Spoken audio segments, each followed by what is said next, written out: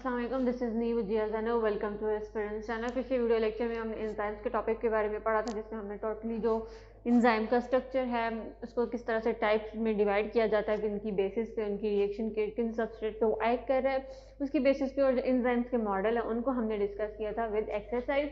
तो आज हम जो नया टॉपिक स्टार्ट करने लगे हैं वो है प्रोसेस ऑफ फोटोसिंथेसिस।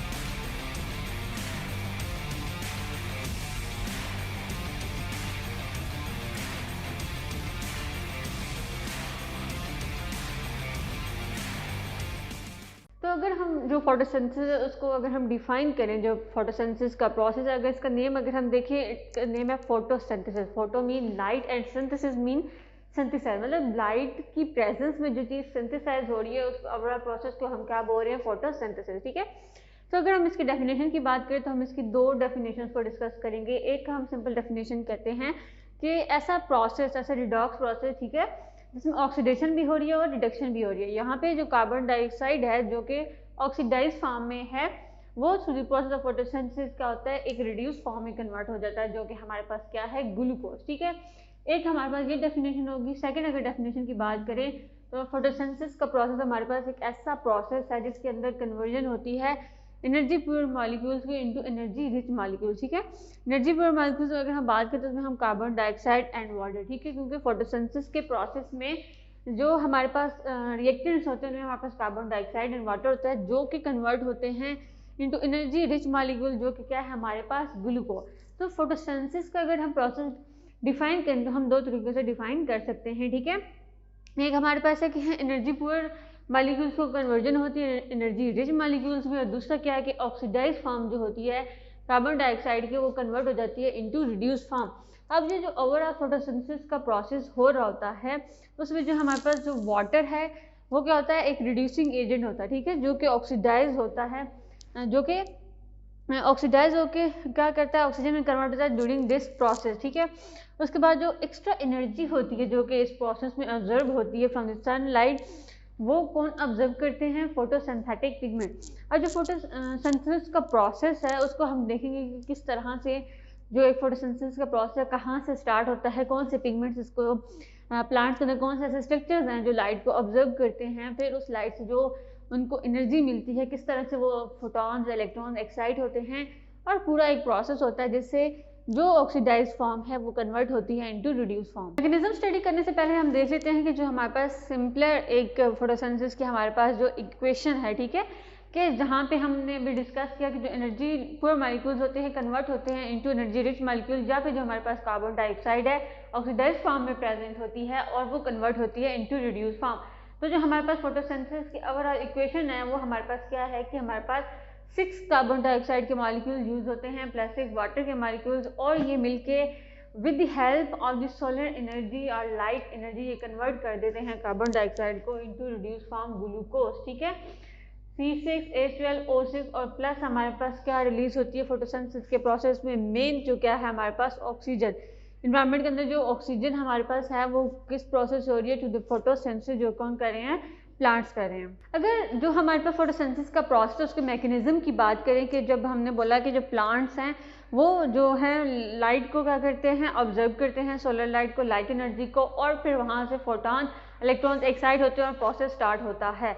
जब हमें सिंपल अगर हम मैकेनिज्म की बात करें तो उसमें सबसे पहला क्या है हमारे पास कंपोनेंट, एक लाइट, सन है, जहाँ से सोलर एनर्जी आ रही है, लाइट आ रही है।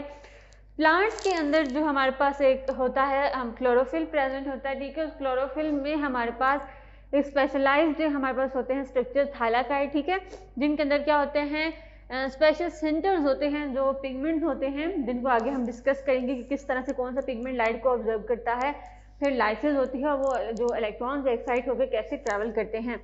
लेकिन यहाँ पे अगर हम ओवरऑल मैकेनिज्म की बात करें तो फोटोसिंथेसिस के मैकेनिज्म में क्या होता है, हमारे पास पहले हमारे पास लाइट एनर्जी जो कि एक्साइट करेगी थाइलाकाइड को, वहाँ पे थाइलाकाइड में क्या होता है, लाइट रिएक्शंस हो रहे हैं। अगर हम जी फोटोसिंथेसिस की प्रोसेस की बात करते हैं तो हमारे पास 2 टाइप ऑफ रिएक्शंस हो रहे हैं, light dependent and light independent. ठीक है, जो लाइट हमारे पास डिपेंडेंट रिएक्शन होते हैं उनको हम लाइट रिएक्शन बोलते हैं, जो थाइलाकाइड मेम्ब्रेन में हो रहे होते हैं। इसके अलावा जो लाइट इंडिपेंडेंट होते हैं, जहाँ पे हम उस प्रोसेस में लाइट एनर्जी की ज़रूरत नहीं होती, वो हमारे पास है लाइट इंडिपेंडेंट, या फिर उसे डार्क रिएक्शन बोला जाता है, और इसको लाइट रिएक्शन या फिर उसे केल्विन साइकिल बोला जाता है, जो आगे हम डिस्कस करेंगे।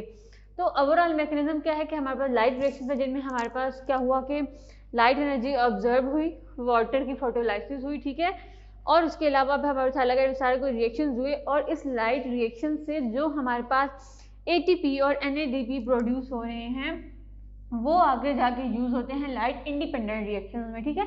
लाइट इंडिपेंडेंट में होता है कि उन्हें लाइट नहीं चाहिए, लेकिन उनको लाइट रिएक्शन में जो ATP की सिंथेसिस हुई है और NADPH की सिंथेसिस हुई है वो उनको चाहिए फॉर दी लाइट इंडिपेंडेंट या फिर कैल्विन साइकिल कह रहे हैं उनके लिए, उनको वो चाहिए, वो यहाँ पे एनर्जी यूज होगी, NADPH यूज होगा, और जो कार्बन डाइऑक्साइड है उसको वो क्या करेंगे, रिड्यूस करेंगे, ताकि फर्दर जो प्रोसेसेस हैं उनकी मदद से जो हमारे पास कार्बन डाइऑक्साइड है वो कन्वर्ट हो जाए इनटू ग्लूकोज।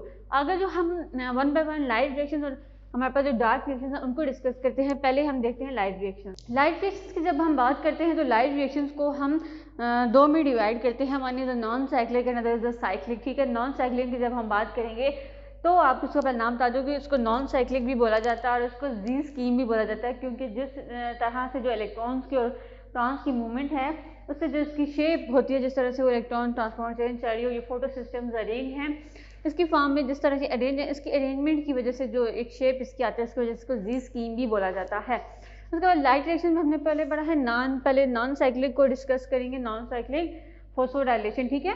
यहाँ पे फोटोफॉस्फोडाइलेशन का प्रोसेस क्योंकि यहाँ पे क्या होनी है, ATP की सिंथेसिस होनी है, जहाँ पे भी ATP की सिंथेसिस होगी उसको हम फोटोफॉस्फोडाइलेशन का प्रोसेस बोलेंगे। तो अगर हम स्टार्ट करें जो हमारे पास जो सारे ये पिगमेंट्स हैं, जो हमारे पास जो क्लोरोफिल है, कौन कौन से पिगमेंट यूज़ हो रहे हैं, कौन कौन से फोटो सिस्टम यूज़ हो रहे हैं, किस तरह से हमने बोला कि जो लाइट एनर्जी है, लाइट एनर्जी जब जो क्लोरोफिल एक्सेप्ट करते हैं उसको उन्होंने फिर आगे प्लांट्स एनर्जी लेके यूज़ करके कार्बन डाइऑक्साइड को करना है रिड्यूस इनटू ग्लूकोज। तो किस तरह से लाइट ऑब्जर्व करते हैं प्लांट्स, कौन कौन सी लाइट्स हैं जो इफेक्टिव है और कौन कौन से पिगमेंट्स कितना उन लाइट्स को ऑब्जर्व करते हैं, वो सारा भी हम देखेंगे। इन सब का जो रोल है सारे पिगमेंट्स का, लाइट का, उनको सबका जो रोल है वो भी वन बाय वन डिस्कस करेंगे। लेकिन सबसे पहले जो प्रोसेस है कि फोटोसिंथेसिस का प्रोसेस होता कैसे है वो डिस्कस कर लेते हैं। जो अगर हम पहले हम देखेंगे नॉन साइक्लिक फोटोफॉस्फोडाइलेशन, तो सबसे पहले जो हमें चाहिए होती है वो हमें क्या है, सोलर एनर्जी, ठीक है। सन से हमें क्या मिलेगी, सोलर लाइट, या आप सन लाइट कह लें। यहाँ से जो एनर्जी मिलेगी वो आके एक्साइड करेगी फोटो सिस्टम 2 को, ठीक है। ये जो फोटो सिस्टम है हमारे पास दो फोटो सिस्टम्स हैं, photo system 2 and photo system 1, ठीक है। जो फोटो सिस्टम 2 है ये हमारे पास होता है 680 और जो हमारा फोटो सिस्टम 1 होता है वो होता है हमारे पास P। उसके बाद हम करें तो ये हमारे पास होता है P 700, ठीक है, P 700, ठीक है, और ये होता है हमारे पास P 680। अब इन फोटो सिस्टम्स ने जब लाइट को क्या किया, यहाँ पे ऑब्जर्व हुई लाइट, उसको लिया, यहाँ पे लाइट जब होगी तो वो जो है ना जो भी हमारे पास एनर्जी है उन्होंने यहाँ के इलेक्ट्रॉन्स को क्या किया, एक्साइट किया, ठीक है।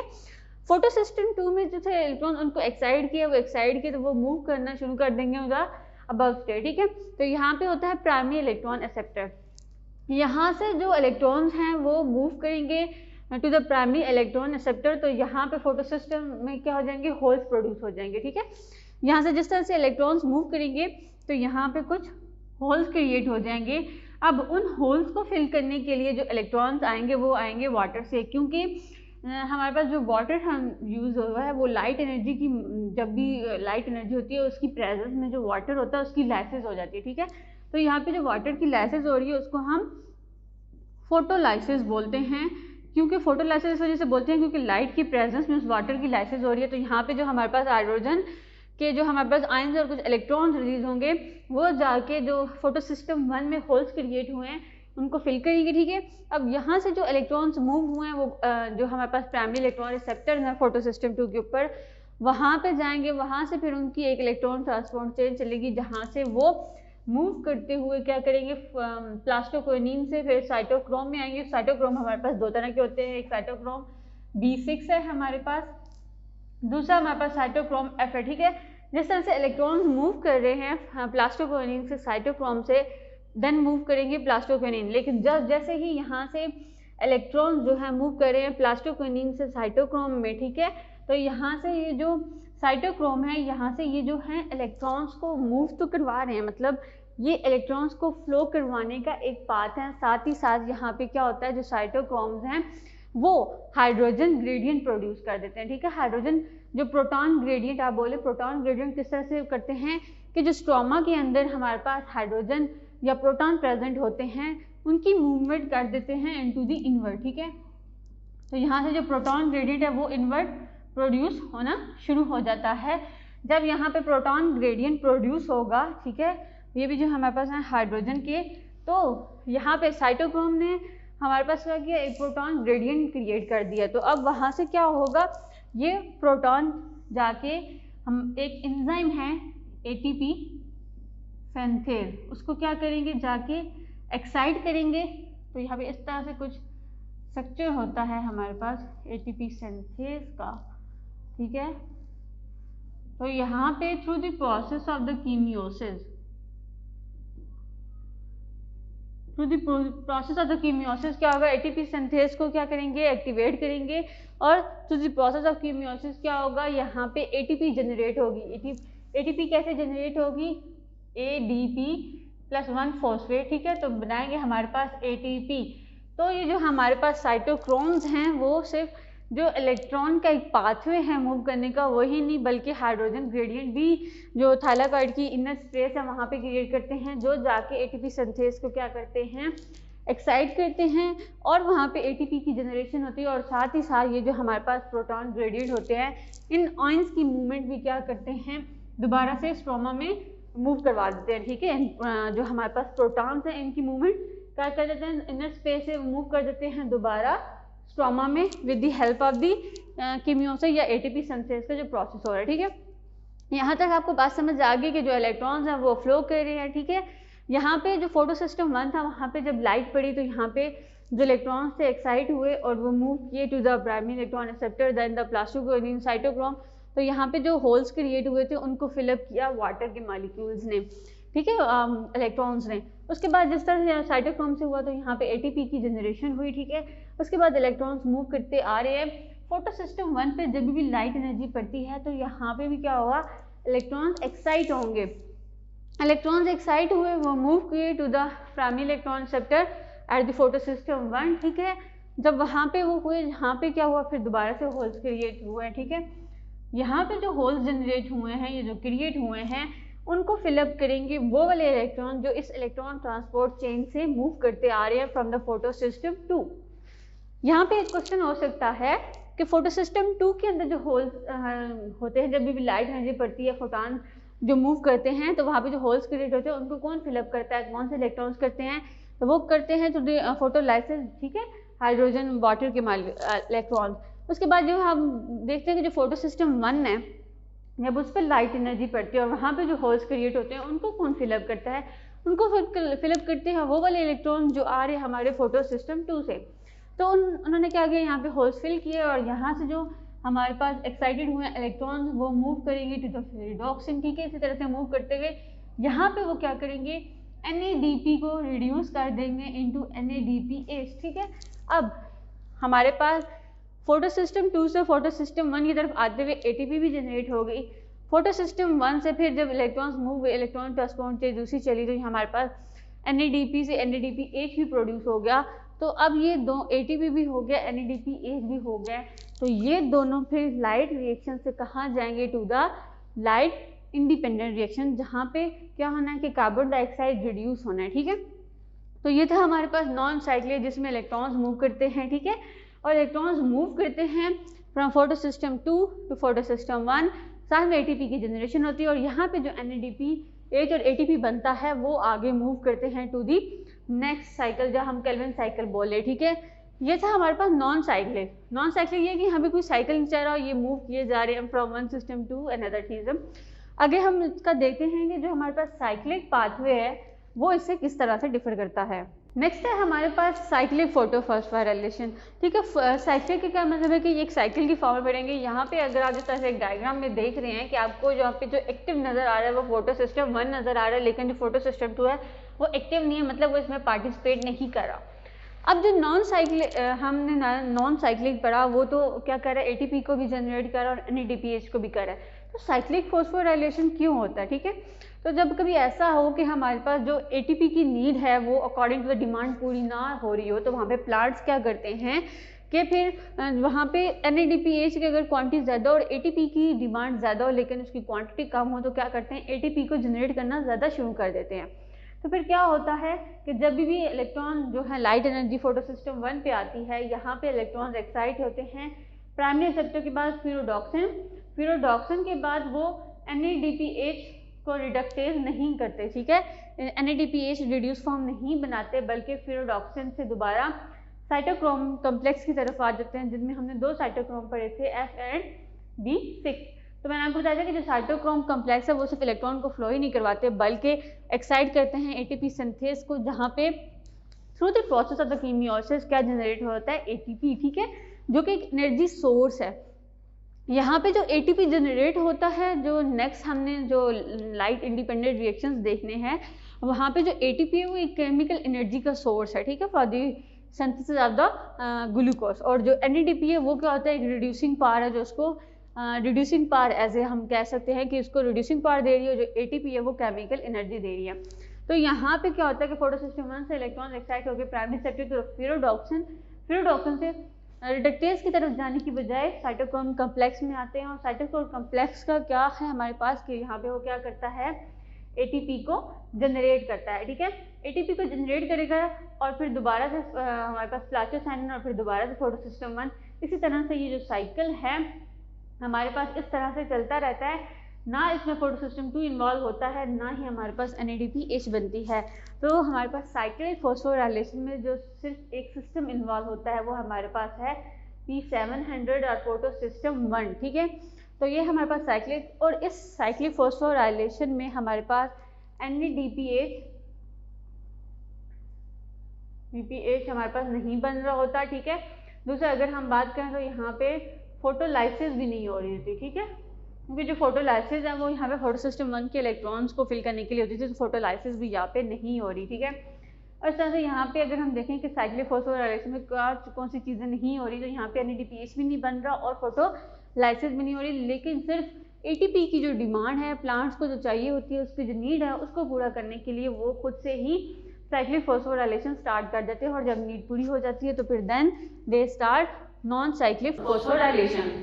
उसके बाद हम देखते हैं कि जो हमने प्रोसेस पढ़ा है फोटोसिंथेसिस का लाइट रिएक्शन, उसमें जो हमारे पास जो लाइट है, वाटर है, कार्बन डाइऑक्साइड और जो सारे पिगमेंट्स हैं उनका क्या क्या रोल है। सबसे पहले हम देखते हैं रोल ऑफ द लाइट, जिसमें हमारे पास क्या है, सनलाइट अगर हम बात करें तो ये हमारे पास एक इलेक्ट्रोमैग्नेटिक फॉर्म ऑफ रेडिएशन है। हमारे पास जो इलेक्ट्रोमैग्नेटिक एक स्पेक्ट्रम है उसमें बहुत ज़्यादा हमारे पास वेव्स हैं प्रेजेंट, जिनमें हमारे पास सनलाइट एक सिग्निफिकेंट है, जिसमें हमारे पास हम बोलते हैं विजिबल लाइट, ठीक है। तो इसका जो स्पेक्ट्रम है वो हमारे पास होता है, जब हम इसे देखते हैं तो ये होता है हमारे पास 380 से 750 नैनोमीटर का, ठीक है। तो यहाँ पे जितनी इस रेंज में जितनी भी लाइट होती है वो हम सबको विजिबल होती है, लेकिन जो इस विजिबल लाइट वहाँ पे हम देख रहे हैं कि ये वेवलेंथ में वेरी कर रहे हैं 380 से 750, ठीक है। अब क्या होता है कि जो प्लांट्स हैं कौन सी स्पेसिफिक जो लाइट है उसको ऑब्जर्व करें और कौन सी उसकी जो वेवलेंथ है लाइट की, वहाँ पे जो प्रोसेस है फोटोसिंथेसिस का वो इफेक्टिवली हो रहा है, इंक्रीज हो रहा है, और कौन कौन सी जो लाइट्स हैं वो क्या कर रही हैं, प्लांट्स ऑब्जर्व करें और उनको क्या कर रहे हैं, रिफ्लेक्ट करें, वो सारा हम आगे देखते हैं। तो अगर हम जिस तरह से इलेक्ट्रोमैग्नेटिक स्पेक्ट्रम की बात करते हैं तो उसमें हमारे पास आती हैं gamma rays, X rays, UV, infrared और रेडियो वेव, ठीक है। तो उसमें हमारे पास एक है विजिबल लाइट, जिसका हमने देखना इफेक्ट डिफरेंट वेवलेंथ जो होती हैं वो प्लांट जो उनको ऑब्जर्व करते हैं, उन हर डिफरेंट वेवलेंथ की लाइट पे फोटोसिंथेसिस का जो रेट है वो भी क्या होता है, डिफरेंट होता है। कुछ लाइट्स को वो क्या करती हैं, इफेक्टली ऑब्जर्व करती हैं, कुछ को रिफ्लेक्ट कर देती हैं, और कुछ ऐसी लाइट की रेंजेस हैं जहाँ पे जो प्रोसेस हो रहा है फोटोसिंथेसिस का वो बहुत ही इफेक्टिवली होता है, जब वहाँ पे जो हम कह रहे हैं कि जो प्रोसेस है वो ज़्यादा जल्दी हो रहा है, और उसका जो वेवलेंथ होती है उसका जो फोटोसिंथेसिस के ऊपर इफेक्ट होता है वो ज़्यादा होता है। जब भी हम क्या करते हैं कि जो लाइट्स ऑब्जर्व होती है फोटोसिंथेसिस के प्रोसेस में और प्लांट्स उनको ऑब्जर्व करते हैं, और किन किन पॉइंट्स के ऊपर वेवलेंथ के ऊपर जो प्रोसेस ऑफ फोटोसिंथेसिस जो इफेक्टिवली हो रहा होता है, जो इंक्रीज हो रहा होता है, वहाँ पे जो एक ग्राफिकल रिप्रेजेंटेशन होती है उसको हम क्या कहते हैं, एक्शन स्पेक्ट्रम, ठीक है। जब भी कोई ग्राफिकल रिप्रेजेंटेशन बनाई जाती है कि किन किन जो हमारे पास विजिबल लाइट्स के अंदर कुछ वेवलेंथ्स हैं जहाँ पे जो प्रोसेस ऑफ फोटोसिंथेसिस है वो एक्टिवली परफॉर्म कर रहा है, उस हम ग्राफिकल रिप्रेजेंटेशन को बोलते हैं एक्शन स्पेक्ट्रम, ठीक है। तो जब भी एनालिसिस किया गया तो एक्शन स्पेक्ट्रम था, उसमें पता चला कि हमारे पास जो ब्लू लाइट होती है जिसकी वेवलेंथ है हमारे पास 430 नैनोमीटर और जो रेड है हमारे पास 670 नैनोमीटर, ये ऐसी वेवलेंथ्स हैं जो कि फोटोसिंथेसिस के प्रोसेस में बहुत ही इफेक्टिव होते हैं और प्लांट्स इनको बहुत ही इफेक्टिवली ऑब्जर्व भी करते हैं। जो प्रोसेस हो रहा होता है फोटोसिंथेसिस का, उसको भी क्या करती हैं स्मूथली या फिर आप कह लिए इफेक्टली इंक्रीज कर रही होती हैं उसका रेट। उसके बाद हम देख लें role of the photosynthetic pigments. Photosynthetic pigments वो होते हैं प्लांट्स के अंदर ऐसे स्ट्रक्चर जो उन वेवलेंथ्स को जो हमने पढ़ी हैं कि ब्लू हमारे पास है, रेड वेवलेंथ की जो लाइट होती है वो ज़्यादा ऑब्जर्व कर रही है, उनको ऑब्जर्व कौन कर रहा है, वो हमारे पास होते हैं फोटोसिंथेटिक पिगमेंट्स, ठीक है। यहाँ पे क्या करते हैं, ऐसा सब्सटेंस है हमारे पास जो लाइट एनर्जी को एब्जॉर्ब करता है। उसके बाद कुछ पिगमेंट्स क्या करते हैं, लाइट एनर्जी को ऑब्जर्व कर लेते हैं और कुछ पिगमेंट्स क्या करते हैं, उस लाइट को रिफ्लेक्ट कर देते हैं, ठीक है। अब ये जो सारे पिगमेंट्स हैं ये प्रेजेंट कहाँ पे होते हैं, ये प्रेजेंट होते हैं इन द थाइलाकाइड मेम्ब्रेन, ठीक है। क्लोरोफिल के अंदर थाइलाकाइड मेम्ब्रेन है जहाँ पे ये पिगमेंट्स प्रेजेंट होते हैं और वहाँ पे लाइट को क्या करते हैं, ऑब्जर्व करते हैं अपनी एफिशिएंसी के अकॉर्डिंग। अगर हम देखते हैं कि हमारे पास कौन कौन से ऐसे फोटोसिंथेटिक पिगमेंट्स प्रेजेंट हैं और वो आपस में किस तरह से डिफर करते हैं। पहले हम देखेंगे क्लोरोफिल को, ठीक है। क्लोरोफिल ऐसा है हमारे पास पिगमेंट जो लाइट को ऑब्जर्व करता है और जिन जिन लाइट्स को ये ऑब्जर्व करता है उनमें हमारे पास हैं ब्लू, ऑरेंज, रेड वेवलेंथ की लाइट्स है जिनको क्लोरोफिल क्या करते हैं, एब्जर्व करते हैं। और जो लीस्ट एब्जर्व होती है उनमें हमारे पास है ग्रीन एंड येलो। जो लाइट हमारे पास रिफ्लेक्ट होती है वो जो हमें जो लीव्स नज़र आ रहे होते हैं ग्रीन कलर की, वो इस वजह से कि जो ग्रीन कलर की जो हमारे पास लाइट होती है, वेवलेंथ होती है, उसको प्लांट्स क्या करते हैं, रिफ्लेक्ट करते हैं। इसकी वजह से हमें जो प्लांट्स हैं इस तरह से क्या करते हैं, नज़र आते हैं, विजुअलाइज होते हैं। उसके बाद क्लोरोफिल की अगर हम टाइप्स की बात करें तो हमारे पास दो तरह के क्लोरोफिल्स होते हैं कि हमारे पास होता है क्लोरोफिल ए और दूसरा है क्लोरोफिल बी। ये आपस में जो पिगमेंट्स हैं दोनों डिफर करते हैं कि ये कौन कौन सी जो लाइट्स हैं उनको ऑब्जर्व करें और उनका थोड़ा सा जो मोलेकुलर फार्मूला है कि कौन कौन से एलिमेंट्स इनमें प्रेजेंट में उसमें थोड़ा सा डिफर करते हैं। अगर हम क्लोरोफिल ए की बात करें तो ये हमारे पास एक ब्लूइश ग्रीन पिगमेंट है, ठीक है। और ये सारे फोटोसिंथेटिक ऑर्गेनिज्म में प्रेजेंट होता है एक्सेप्ट द फोटोसिंथेटिक बैक्टीरिया, ठीक है। बैक्टीरिया के अलावा क्लोरोफिल ए सब जगह प्रेजेंट होता है। उसके बाद हमारे पास है क्लोरोफिल बी जिसको हम येलोइश ग्रीन पिगमेंट बोलते हैं। ये भी सारे फोटोसिंथेटिक पिगमेंट्स में प्रेजेंट होता है। जब हम बैक्टीरिया की बात करें तो उसमें हमारे पास बैक्टीरिया में नहीं होता, रेड एलगी और रेड एंड ब्राउन एलगी में ये वाले फोटोसिंथेटिक पिगमेंट्स प्रेजेंट नहीं होते। तो बैक्टीरिया में अगर हमारे पास क्लोरोफिल ए और क्लोरोफिल बी के नहीं प्रेजेंट होते तो जो हमारे पास फोटोसिंथेटिक बैक्टीरिया होते हैं उनमें जो क्लोरोफिल्स प्रेजेंट होते हैं वो हमारे जो क्लोरोफिल प्लांट्स में होते हैं उसमें थोड़े से डिफरेंट होते हैं, उनको हम बैक्टीरिया क्लोरोफिल बोलते हैं। और जब एलगी की बात आती है तो उनमें हमारे पास क्लोरोफिल की डिफरेंट टाइप्स होती हैं जिनमें हमारे पास क्या है, C, chlorophyll D and chlorophyll E. Chlorophyll की बात करें तो क्लोरोफिल का स्ट्रक्चर भी देख लेते हैं। क्लोरोफिल के अगर स्ट्रक्चर की बात करें तो उसमें हमारे पास दो तरह की रिंग्स होती हैं। एक हमारे पास होती है पोरफायरिन रिंग, ठीक है, जो लाइट ऑब्जर्विंग होती है जिसको आप हेड भी बोल सकते हैं। सेकंड हमारे पास होती है एक हाइड्रोकार्बन टेल, ठीक है।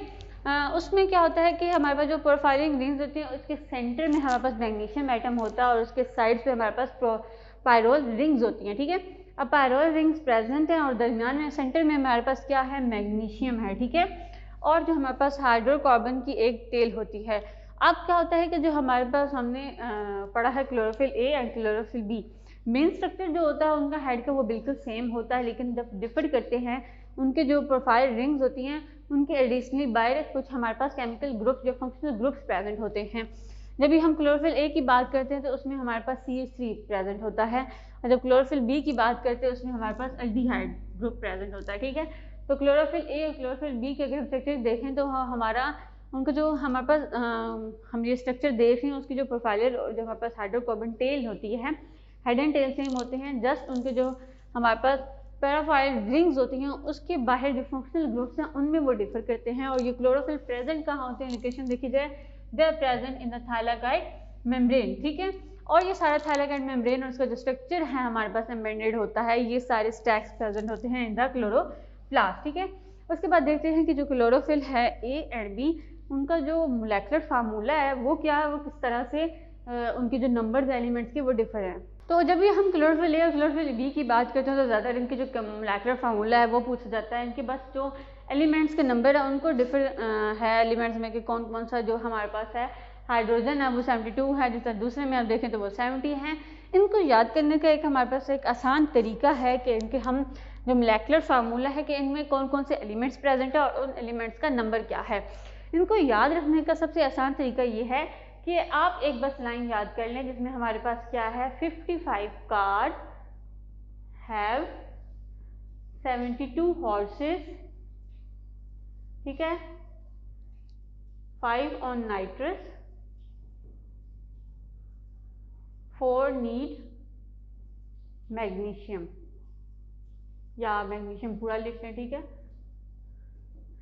तो ये अगर आप एक लाइन याद रख लें, 55 cars have 74 horses, 5 on nitrous and 4 need magnesium. इसमें आप क्या याद करेंगे, तो 55C ये तो हमारे पास क्या है, कार्बन, हैव का हमारे पास क्या है, तो ये हमारे पास है हाइड्रोजन, और उनका नंबर कितना है हमारे पास 72, ठीक है। उसके बाद 5 और नाइट्रस, यहाँ पे 5 हमारे पास क्या है, ऑक्सीजन, 4 नीड, 4 हमारे पास क्या है, हमारे पास नाइट्रोजन है, हमारे पास ये ऑक्सीजन, नाइट्रोजन, और मैग्नीशियम हमारे पास क्या है, 1, ठीक है। तो इस तरह से आप याद रख सकते हैं क्लोरोफिल ए का स्ट्रक्चर। और क्लोरोफिल बी की बात करें तो यहाँ पे आपने बस रख लेना है कि दे हैव 70 हॉर्सेस, ठीक है, और जब 5 ऑन नाइट्रस है तो वहाँ पे लिख देंगे 6 ऑन नाइट्रस, ठीक है। तो इनका मोलेकुलर फार्मूला अगर आपने याद करना तो आपने एक लाइन याद करनी है बस, 55 cars have 74 horses, 5 on nitrous, 4 need magnesium. तो इस तरह से आप इनका जो एलिमेंट्स हैं वो भी याद रख सकते हैं, और उनका जो नंबर है एलिमेंट्स का कि कितने नंबर में वो प्रेजेंट है वो भी याद रख सकते हैं। उसके बाद ये हमारे पास है थ्योरी, जो हमने पहले ही डिस्कस कर लिया कि हमारे पास जो प्रोफाइलर रिंग होती है उसके सेंटर में क्या प्रेजेंट होता है, मैग्नीशियम, और उसके आउटसाइड में हमारे पास 4 पायरोल रिंग्स होती हैं जिनमें हमारे पास क्या होते हैं, 4 कार्बन होते हैं और 1 नाइट्रोजन आइटम होता है, ठीक है। और जो नाइट्रोजन आइटम होता है पायरोल का, वो इंटरेक्ट कर रहा होता है with the central magnesium item. उसके बाद हमने जो क्लोरोफिल ए और बी में बात की थी उसमें हमने डिफरेंट ग्रुप से हमने देखा, क्लोरोफिल ए में हमारे पास क्या होता है, मिथाइल ग्रुप, और सेकंड पैरा क्लोरोफिल बी की बात करें तो हमारे पास एल्डिहाइड ग्रुप प्रेजेंट होता है on the second pyrrole ring, ठीक है। तो इसमें आप ये याद रख सकते हैं कि जो हमारा जो सेंट्रल आइटम होता है किसी भी क्लोरोफिल का वो मैग्नीशियम होता है, और डिफर करते हैं क्लोरोफिल ए और बी, उनके जो पायरोल रिंग्स है सेकंड, उन पे कौन सा ग्रुप जो फंक्शनल ग्रुप है वो कौन सा लगा हुआ है। सेकंड पिगमेंट जो हम देखेंगे वो है हमारे पास कैरोटीनाइड्स। ये जब कैरोटीनाइड्स की बात करते हैं तो वो ज़्यादातर मेनली ऑब्जर्व करते हैं हमारे पास ब्लू एंड वायलेट रेंजेस, जो हमारी लाइट होती है उनमें ज़्यादा ये प्रेजेंट होते हैं, लीव्स में, फ्लावर्स में और फ्रूट्स में। उसके बाद ये ऐड करते हैं एसेसरी पिगमेंट के, ठीक है, क्लोरोफिल बी के साथ मिलके ये एज ए पिगमेंट होता है जो लाइट को ऑब्जर्व करते हैं, और जो क्लोरोफिल ए है उसको एक्सेस लाइट से क्या करते हैं, प्रिवेंट करते हैं या फिर प्रोटेक्ट करते हैं, ठीक है। उसके बाद जो कैरोटीनाइड्स होते हैं उनका रोल होता है बर्ड्स और डिफरेंट जो एनिमल्स होते हैं पोलिनेटर्स, उनको अट्रैक्शन में हेल्प करते हैं। उसके बाद अगर हम देखें तो इसकी 2 टाइप्स होती हैं, एक है कैरोटीन्स और दूसरा क्या है, ज़ेंथोफिल, ठीक है। अब ये दोनों जो हमारे पास हैं पिगमेंट्स, इनके जो हमारे पास कलर रेंज है, जैसे कैरोटीन्स है वो ऑरेंज रेड पिगमेंट्स होते हैं, जो ज़ेंथोफिल होते हैं वो येलो कलर में होते हैं और मिलके बने होते हैं आइसोपेराइड यूनिट से दोनों, ठीक है। ज़्यादातर हम जब कैरोटीन्स की बात करते हैं तो ये इंपॉर्टेंट कैरोटीन्स होती हैं, ठीक है, ज़्यादा वाइडली स्प्रेड ना। ज़ेंथोफिल्स की बात करें तो ये जो हमारे पास ऑटम में येलो कलर आता है लीव्स का, उनमें क्या करते हैं, हमने कंट्रीब्यूशन देते हैं। आगे जब हम देखते हैं कि जो हमने पिगमेंट्स पढ़े हैं कि पिगमेंट्स जो हैं लाइट ऑब्जर्व करें, अब जो पिगमेंट्स कितनी लाइट ऑब्जर्व करें, कितनी एफिशिएंटली करें, उसको हम जब ग्राफिकल रिप्रेजेंटेशन करते हैं तो उसे हम बोलते हैं एब्जॉर्प्शन स्पेक्ट्रम, ठीक है। एब्जॉर्प्शन स्पेक्ट्रम में क्या होता है कि जो हमारे पास पिगमेंट्स हैं जिसमें हमारा क्लोरोफिल ए है, क्लोरोफिल बी है, कैरोटीनाइड्स हैं, ये पिगमेंट्स कौन सी वेवलेंथ को क्या कर रहे हैं, लाइट को एब्जॉर्ब करें, और वहाँ किस तरह से जो रेट है हमारे पास फोटोसिंथेसिस का वो कितना है और कौन कौन सी लाइट को ऑब्जर्व किया। अगर हम देखा जाए तो जो मेन फोटोसेप्टर्स हैं हमारे पास क्लोरोफिल ए और बी दोनों ही हमारे पास वायलेट ब्लू और दूसरी क्या है ऑरेंज रेड लाइट्स को ज़्यादा ऑब्जर्व कर रहे होते हैं, और उनकी जो वेवलेंथ होती है वो 4 से 470 और 630 से 660 होती है। उसके बाद जब हम कैरोटीन्स की बात करते हैं कि जो ज़्यादातर ऑब्जर्वेशन शो करते हैं हमारे पास वेवलेंथ की 430 से 500 नैनोमीटर्स की। तो ऐसे ग्राफिकल रिप्रेजेंटेशन जहाँ पे जो पिगमेंट्स हैं वो कौन कौन सी जो लाइट्स है वेवलेंथ उनको ऑब्जर्व कर रहे हैं, उसको जब ग्राफिकल रिप्रेजेंटेशन दी जाती है उसको हम बोलते हैं एब्जॉर्प्शन स्पेक्ट्रम। उसके बाद हम देखते हैं कि जो पिगमेंट्स हैं वो अरेंज कैसे हुए हुए होते हैं, प्रेजेंट कहाँ पे होते हैं। जैसे हमने पीछे भी बताया भी जो पिगमेंट्स हैं वो प्रेजेंट होते हैं इनटू द थाइलाकोइड मेम्ब्रेन, ठीक है। तो जो हमारे पास पिगमेंट्स हैं वो एक क्लस्टर्स की फॉर्म में थाइलाकोइड मेम्ब्रेन में प्रेजेंट होते हैं, और ये सारे क्लस्टर्स कहाँ प्रेजेंट होते हैं, फोटोसिस्टम्स में, जिनको हम देख चुके हैं, जिनमें हमारे पास था फोटोसिस्टम 1 एंड फोटोसिस्टम 2, ठीक है। अब जब हमने ये फोटो सिस्टम्स पढ़े हैं उनमें हमारे पास कुछ पेरिफेरल पार्ट है, कुछ सेंट्रल पार्ट है। पेरिफेरल पार्ट को हम एंटीरियर कॉम्प्लेक्स बोलते हैं और जो सेंट्रल होता है उसको हम क्या बोलते हैं, रिएक्शन सेंटर। ठीक है, जो रिएक्शन सेंटर होता है वो किसी भी फोटो सिस्टम का सेंट्रल पार्ट होता है और उसमें हमारे पास क्लोरोफिल ए प्रेजेंट होता है, कुछ एसोसिएटेड प्रोटीन। लेकिन जब हम पेरिफेरल पार्ट की बात करते हैं तो उसे हम एंटीरियर कॉम्प्लेक्स बोलते हैं, जिसमें हमारे पास प्रेजेंट होते हैं कुछ कैरोटीनॉइड्स और हमारे पास होते हैं क्लोरोफिल। क्लोरोफिल ए की अगर हम कुछ थोड़ी बात करें तो क्लोरोफिल ए जो ज़्यादातर ऑब्जर्व करता है वेवलेंथ वो हमारे 660 की करता है और उस क्लोरोफिल ए के अंदर ही सेंटर में हमारे पास फोटो सिस्टम प्रेजेंट होते हैं, जिनको हम पीछे देख चुके हैं मेन प्रोसेस में। वो दो सिस्टम होते हैं हमारे पास P70 एंड P680। उसके बाद हम मेन बात करते हैं कि जो हम फोटोसिंथेसिस का प्रोसेस है उसमें हमारे पास वाटर यूज़ हो रहा है, कार्बन डाइऑक्साइड यूज़ हो रहा है, लाइट एनर्जी, हमने लाइट को डिस्कस कर लिया। सेकेंड हम देखते हैं कि कार्बन डाइऑक्साइड का रोल क्या है, कार्बन डाइऑक्साइड किस तरह से यूज़ होती है in the process of photosynthesis. तो कार्बन डाइऑक्साइड जब हम यूज़ करते हैं या प्लांट्स यूज़ करते हैं for the process of photosynthesis तो वो ज़्यादातर मेन यूज़ हो रही है कार्बन सोर्स के लिए, क्योंकि कार्बन डाइऑक्साइड से निकाल लेना है कार्बन। आपकी एयर में जो कार्बन की कंसनट्रेशन है वो होती है 0.3 से 0.04%। ठीक है, तो प्लांट्स क्या है, ऑटोट्रॉफ है, तो उनका काम क्या है कि इनऑर्गेनिक मॉलिक्यूल्स को ले और ऑर्गेनिक मॉलिक्यूल्स में कन्वर्ट कर दे। तो यहाँ पे वो एटमॉस्फेयर से कार्बन डाइऑक्साइड को लेते हैं और उसको फिर क्या कर देते हैं, रिड्यूस कर देते हैं इनटू द ग्लूकोज। तो हमारे पास जो मेन एक रीज़न है, ये रोल है कार्बन डाइऑक्साइड का, वो क्या है कि वहाँ से कार्बन के जो हैं, कार्बन की जो सोर्स है उसकी नीड को पूरा किया जाए। और इसके अलावा जो हमारे पास इक्वेटिक फोटोसिंथेटिक ऑर्गेनिजम्स होते हैं वो एटमॉस्फेरिक कार्बन डाइऑक्साइड नहीं यूज़ करते, बल्कि डिजॉल्व कार्बन डाइऑक्साइड या कुछ कार्बोनेट या बाइकार्बोनेट्स होते हैं, कार्बन आयन, उनको यूज़ किया जाता है। उसके बाद है हमारे पास role of water in the photosynthesis. तो वाटर को क्यों यूज़ किया जाता है, शुरू में हमने देखा कि हम जब भी फोटो सिस्टम 1 है, जो 2 था हमारे पास, में जो होल्स क्रिएट होते हैं उनके जो होल्स फिल होते हैं वो जो वाटर की लाइसिस हो रही होती है वहाँ के इलेक्ट्रॉन्स करते हैं। एक तो हमारे पास ये हुआ कि वहाँ पे जब वाटर यूज होता है वहाँ से हमें इलेक्ट्रॉन्स चाहिए होते हैं, दूसरा हमें क्या चाहिए होते हैं, वहाँ से हाइड्रोजन आइंस चाहिए होते हैं। इसके अलावा अगर हम वाटर की नीड देखें तो उसके अलावा हमारा होता है कि जो आइंस होते हैं वाटर की जब लाइसिस होती है वो जाके NADP को रिड्यूस करते हैं NADPH में। उसके अलावा हमारे पास एक साइंटिस्ट है जिन्होंने क्या किया, कंफर्म किया 1940 में, ठीक है, कि जो हमारे पास वाटर है, हमने देखा कि जो फोटोसिंथेसिस का प्रोसेस होता है एंड पे ऑक्सीजन मॉलिक्यूल रिलीज हो रहा होता है। अब जो ऑक्सीजन मॉलिक्यूल रिलीज हो रहा होता है वो हमने देखना है कि हमने एक यूज़ किया है कार्बन डाइऑक्साइड, दूसरा यूज़ किया है वाटर, दोनों में ही ऑक्सीजन है, लेकिन जो हमारे पास एंड प्रोडक्ट ग्लूकोज के साथ जो हमारे पास ऑक्सीजन रिलीज होती है वो कहाँ से आ रही है, ये वाली ऑक्सीजन वाटर से आ रही है या कार्बन डाइऑक्साइड से आ रही है। ठीक है, तो उसके लिए उन्होंने एक एक्सपेरिमेंट किया जिसे हम आगे इक्वेशन से देखते हैं। इस इक्वेशन में आप देखें तो नील ने क्या किया कि उसने एक रेडियो एक्टिव ऑक्सीजन का मॉलिक्यूल यूज़ किया और उसमें उन्होंने जब एक्सपेरिमेंट किया तो कार्बन डाइऑक्साइड में नॉर्मल ऑक्सीजन थी, लेकिन वाटर में क्या था कि उन्होंने एक रेडियो एक्टिव ऑक्सीजन वाला मॉलिक्यूल यूज़ किया और सारा प्रोसेस हुआ, ग्लूकोज बनी, वाटर बना, लेकिन जो एंड पे ऑक्सीजन बनी उसमें क्या उन्होंने क्या डिटेक्ट किया कि वो वाला जो रेडियो एक्टिव मॉलिक्यूल था वो उस ऑक्सीजन में था। उसके बाद उन्होंने क्या किया कि कार्बन डाइऑक्साइड में दोबारा से वो रेडियो एक्टिव ऑक्सीजन डाली, लेकिन जो वाटर था उसमें नॉर्मली ऑक्सीजन रहने दी। इसी तरह से सारा प्रोसेस हुआ, तो जो हमारे पास ग्लूकोज बना उसके अंदर हमारे पास क्या थी, रेडियो एक्टिव ऑक्सीजन थी प्रेजेंट, लेकिन जो वाटर था वाटर के अंदर हमारी क्या थी, नॉर्मल जो ऑक्सीजन है वो वाला मॉलिक्यूल प्रेजेंट था। तो इससे उसने क्या देखा कि हमारे पास जो ऑक्सीजन है, ऑक्सीजन जो रिलीज हो रही है एटमॉस्फेयर में वो आ रही है हमारी वाटर से, ठीक है, ना कि कार्बन डाइऑक्साइड से। तो उसने जो सारा एक्सपेरिमेंट किया था वो क्या किया, उसने रेडियो एक्टिव ऑक्सीजन यूज़ की, जिसपे उसने बताया कि जो एटमॉस्फेरिक ऑक्सीजन है उसकी अगर हम देखी जाए सोर्स तो वो हमारे पास क्या है, वाटर। तो इस तरह से जो फोटोसिंथेसिस का प्रोसेस है उसमें वाटर का क्या रोल है, कार्बन डाइऑक्साइड का क्या रोल है, ये सारा हमने डिस्कस किया। और हमने देखा कि जो हमारे पास प्रोसेसेस हैं फोटोसिंथेसिस में, उसमें हमारे पास क्या है, light independent and light dependent. तो लाइट डिपेंडेंट हमने डिटेल में डिस्कस किया, जिसमें हमने नॉन साइक्लिक फॉस्फोराइलेशन और साइक्लिक फॉस्फोराइलेशन को देखा।